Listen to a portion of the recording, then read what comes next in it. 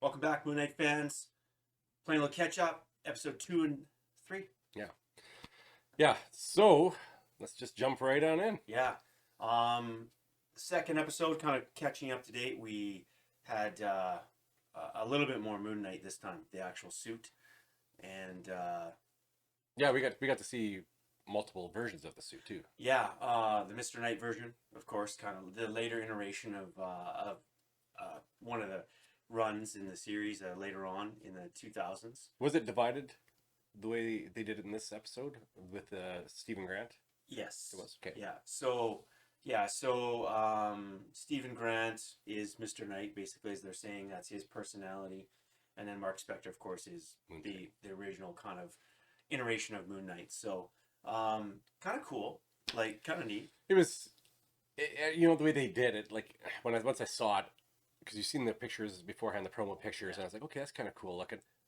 But once they did it, it kind of lent itself to his character. It was kind of, it was, you looked at it in a different way. It was kind of goofier in a way, but yeah, it still looked cool. Yeah, and I honestly didn't really think that they were going to do that. No, I had no idea what they were going to do. So for me, it's kind of cool to see. Like I like the iteration of Mr. Knight in the comics. It's kind of a neat take on it. More detective like we kind of talked about it last time. You know, but Steven's character is more of the scholar, right? The I wouldn't necessarily say smarter guy, but yeah, Well, he's well versed in the lore of those gods and Yeah. Egypt and all that sort of stuff. Yeah, As we'll find out later on in episode 3. that's right. So kind of the big deal is, of course, they're battling Arthur Harrow here, and he wants the scarab. That's the big thing, and because I guess, if, for lack of a word, it's a wayfinder to Amit's tomb. Yeah. Right. That's kind of what they're both kind of So after. they're doing a better version of Rise of Skywalker. Very much so. They didn't have to go to the sunken Death Star to I just get a thought wayfinder. I'd take another shot at that while I could. Yeah, well, that's fair. Yeah.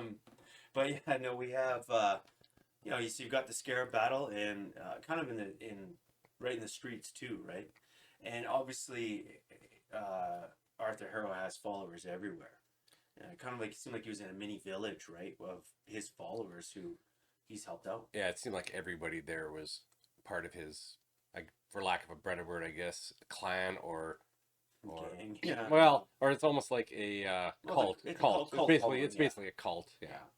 So I mean, that was kind of interesting, and we really get what I liked about it was the seeing Moon Knight in action with the different the gadgets. You pulling the kind of the nighterangs, whatever you want to call them. I can't remember what they're called exactly, but Basically, what it is. Yeah. It's like the Batman version, or Yeah. his Moonlight version of the Batarangs. yeah, And, it's pretty cool. So I like that, and jumping across the rooftop and stuff, and very visual, cool shots. yeah, that was nice. I It mean, was. Visually, like, I love what they've done with the shots and the look of the show so far. Mhm. I love the very first episode, and I said, well, hopefully they continue on in the second, Yeah. and we've gotten past the second into the third already. With that being said, I'm not going to say I'm disappointed in this series so far by any means, but it's not going in the direction I thought it would. We're getting, like we discussed, it's kind of, they're taking on a lot of the lore. So I don't know how we discuss the episodes separately. We almost have to talk on two we're or kind three of here. we're kind of going through it the whole for both of them. Yeah. Yeah, because they're really touching on the lore of the gods and that side of his character. Whereas I was really expecting, at least for a part of it, the more Batman-like character as Yeah. had been discussed, and how he started off. But they're starting off in a kind of a different way. They're kind of giving a different side of the history and evolved the character to the point where he's got these powers and stuff. Yeah, much more supernatural than kind of what I expected. Is I guess my first thought is, like, when I first started reading Moon Knight way back then. Yeah, you had more of a Batman-esque type version. And the Marvel and DC, of course, they always had similar characters, different takes on them, right? So you kind of envision Moon Knight as a little bit more like Batman, rich guy, lots of toys, fancy suit, yes, that kind of stuff, you know. from the first episode, yeah, when they started off with Stephen Grant and the way they started, I was like, this is not what I expected. Like I said, I wasn't disappointed, but it wasn't what I expected at all. No. I really expected like the Playboy rich type Yeah. Batman character. Like I thought they'd evolved the character because just from the shots we've seen in the trailers and stuff, that there was going to be some sort of supernatural element to it a little bit. But it really just started off in that lane and kind of bypassed what I thought would happen. Well, you know, in some ways, the MCU has done that with a few characters, right? If you think of Spider-Man, how they've done it, they supplanted Uncle Ben and made Tony Stark the father figure, kind of things like the little things like that. They kind of changed it a little bit, you know. I understand that completely because you don't want to retread the stories over and over. You want to give a fresh take on it. You don't want everybody to be able to guess what's coming. You want to have surprises. I completely get that.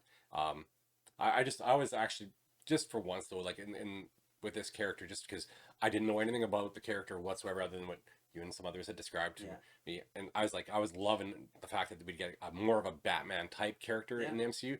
But I don't think we're going to get that technically. So yeah, I mean, well, no. So like, if we're going to kind of go into this third episode, now definitely supernatural. Like, there's a lot more God, kind of like introduction as far, and then having these, you know, you find out Khonshu is banished, from the God circle basically of Egypt, and we don't know really exactly what he did, but.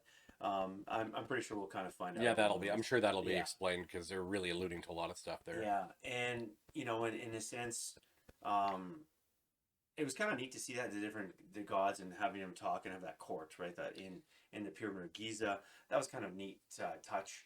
And of course, Arthur Harrow shows up in there to plead his case, I guess, and or manipulate his case. Yeah, and as you see. As we get going in the episode, he is manipulated. He's a master manipulator for sure. Yeah, he's got the head dude under his wraps, and kind of that could be some of it, right? So, so I think in that sense, you know, you're gonna have that manipulation factor going on. I mean, if he's an avatar or trying to summon Ammit, he obviously has some sort of powers there. Like, he's got a connection to her. Yeah, but we don't know the reason behind it yet, which is, you know, there obviously has some plans, master plans for himself. He's in it for himself, and he wants to stick it to Khonshu. Apparently, he's definitely not happy with obviously the way their relationship ended because he was once his avatar. Oh yeah, and I kind of like that take. I do like that take on it. That it's like kind of like the shunned, you know, student and coming back after the. Kind of the master or the avatar of it. Yeah. And with Khonshu, you kind of had a little bit more of the, I don't want to, for lack of a better word, humanity side of it, where he's like, I remember all these nights, you know, when he had mentioned that 2,000 years of kind of roaming the earth, I guess, really, and choosing different avatars and being out there, and you know, obviously a little bit disgruntled over something. We don't know what happened exactly, so we're, you know, what the take is going to be on that, but the demonstration of the supernatural powers of shifting the stars and things like that was kind of cool. We're talking a few spoilers, but, and you know, I'm kind of alluding to the point of you're saying, well, maybe we won't get that Batman type character. We might now because he has no powers. He has no powers. True enough. But and even in this episode, like in the third episode, we see his personalities doing a little more detective work too. Yeah. We did see that side of it. Yeah. So there was a little bit of that, but still not the character I envisioned. Like I said, I don't have a huge problem with it yet. It's just that I'm not getting what I expected out of it. I don't have anything really bad to say yet. And I still think it's done really well. But it's just, they're going off in different avenues than I really expected, which is not necessarily a bad thing either. Like I said, like I don't know what to expect. And I didn't expect this whatsoever, so it's even a bigger curveball for me. So two questions I think I have. Like, if we're talking about what may happen, we saw Marc Spector get into the fight, not as Moon Knight, but as the mercenary Marc Spector. Yeah. Obviously, can handle himself fairly well. That bodes well for me. Possibility of seeing that Batman type Moon Knight, because he could put on a suit if he wanted to as Moon Knight and go out and kick some Yeah, people's, yeah. you know. So I like that aspect. The other thing is when him and Steven were kind of battling back and forth in the mirrors, and all of a sudden they blanked out again. There is another character in there. Well, now Yeah. now that you touched on that, Yeah. that was my next point. Going back to episode 2, I was going to bring up in that video, but this is an overall arc of the 2 episodes. The one thing I noticed, and one question I had, and it got even pushed even farther in episode 3, is when Steven was supposed to go on that date with that girl. Yeah. He didn't recall asking her out, and Mark wouldn't have asked her out because Mark's married and he's very devoted. Yeah. So who is that third character who asked her out? Now, and we talked about this in the first one. And the guard keeps referring to him as, what was his name? It wasn't Steven's name. He always had to keep correcting him. So is that the third character? Oh, Jake, you mean? Remember the guard at the museum always kept referring to him as something. Oh, yeah, he was calling him Scotty. Scotty. Yeah. So is Scotty the third character? No, I think Scotty. I think no one knew who Steven was because he's insignificant. That's what I think. But I honestly think that if you're going to the comic and tying the same characters' names, but then again, hold on, now I'm overcorrecting myself a little bit here, but the one character that they haven't mentioned that personality is Jake Lockley. That's the. But there's about 5 characters in him, right? There's a few of them, but Jake Lockley is another one. So I don't know whether they're just switching the characters around. Maybe he's the playboy, and so that could be the possibility. Or like you said, like they don't really necessarily stick to the comics or to the lore. They could just name another third character something else. Yeah, and that's why I was wondering, like with the Scotty name, I go, actually that makes sense that there's this other character who everybody or some of the people there think that's his name because that's who he comes across as. Oh yeah, well he's suave. Maybe he's the guy with all the money, things like that. Like that could be some of it, right? Like who knows? And like you said, like during the fight scenes here in the 3rd episode, there's a blackout where Marc Spector woke up. Yeah. And it's like he dominated these guys. Oh yeah. And we know Stephen Grant wouldn't have done that. No. Stephen Grant is not that character. No, and Mark. And like there's the last one, I think he'd woken up and he had the knife in the purse. Oh yeah. And that definitely wouldn't have been Stephen. No, and it wasn't Mark. It wasn't Mark. so there's definitely at least one more character in this episode, and maybe there's 2 or 3 yet. Oh yeah, and it's I like it. I mean, and going back to the thing about with Layla, how they changed characters. Now her character in the comics is, of course, it's based off the same. It's the same type of character, just different name. So he was there in the tomb when he actually got stabbed at the foot of Khonshu, and that I think Layla is that character. I feel like, but they just kind of changed it a little bit. So, because it was her father, I think, and so I feel like that character is just different, named differently, put in a different light, but the same based off a character in the original Moon Knight series. So, and I haven't done any significant reading on anybody else's stuff about what's happening and how they're going or different angles. I've been kind of just trying to speculate on my own watching it instead of like stealing from everybody else, I guess. Yeah, and trying to get. I kind of want to do the detective work myself and trying to figure it out. Going into this series, like I said, like not having that information and not having that knowledge of the character, it makes it more interesting trying to figure it out yourself. Yeah. And there's always tons of spoilers and information out there. Yeah. And I will, from time to time, depending on the series, I'll look at that stuff. This one I've tried to kind of avoid because I want to keep myself guessing, just because I don't know anything about the character, but still, I don't think there's a clear cut answer. There is a daily show I do watch. I watched the John Campea show, and one of the guys on there, Robert Burnett, huge Moon Knight fan, and he well, I'd say he's he's a hardcore. Yeah, he does know stuff, and he doesn't think a lot of this is real.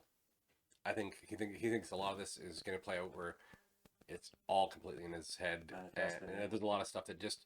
There will be some elements that are true and some that aren't. So it's really tough if that's the case, to decipher this and kind of figure it out. So that will keep you guessing. Hopefully they just have a satisfying end to the story arc. Well, the one common thing is, and if you can say about the character of Moon Knight and all his personalities, is he's not a reliable narrator. He isn't.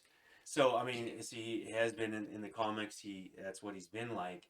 And I think that interpretation possibly could be right. Could be, hey, a spoiler is or speculation that a lot of this is happening. You know. And that the nice thing is nobody knows for sure. Yeah. Because like we said before, Disney does a lot of their own takes on these Oh, characters and twists and stuff. Yeah. So, we don't know what they're doing with it. Yeah. And for me right now, I'm enjoying the fact that this is a character that, growing up I liked a lot, I was into. And actually just seeing it onto the screen is kind of cool. And I like it's a fresh take on something. A character that isn't in the limelight, that isn't your Thor, your Captain America, your Iron Man, Spider-Man. It's something different. It's outside the box, right? Supernatural, leading to other supernatural characters. And I think that's how they're going to tie a lot of this stuff that's coming Yeah. in the future. Because there's a lot of, we'll call it not superhero, but supernatural type characters coming. Mhm. And how do you tie them all in? So I think this is what's leading to that. Well, yeah, you're right. You got the magic thing with Doctor Strange and Wanda. You have vampires, yeah. Blade, and Yeah. like, there's a lot of stuff coming. And how do you make it all work in the MCU? So I think that's where this is leading. Obviously, it's got to be leading to that because Yeah. they got to get there somehow. And I think this is one of the major plot points and turning points where you kind of aim the MCU in that direction. Yeah, and I think it's great. I mean, we all wondered, how could you top a 22 arc movie saga? I don't know if you can top it, Well, you can't top it, but how can you? but how do you keep that quality to that Yeah. level, right? That's tough. How do you keep it going, and how do you keep it fresh? Well, this is a way of doing it. Yeah, it's something Yeah. different, but yet on the same, for the most part, on the same level, Yeah. quality. I agree. Yeah. So far so good. 2 episodes in, or well, 3 episodes in now, right? So, yeah, I'm liking it. Yeah, there's 6 or 8 of this series. There's 6. Yeah. 6. Yeah. So 3 more to go. Yeah. So Halfway there. Let's see where they go. Thanks for joining us here at the Blazing Overture, and see you guys next time.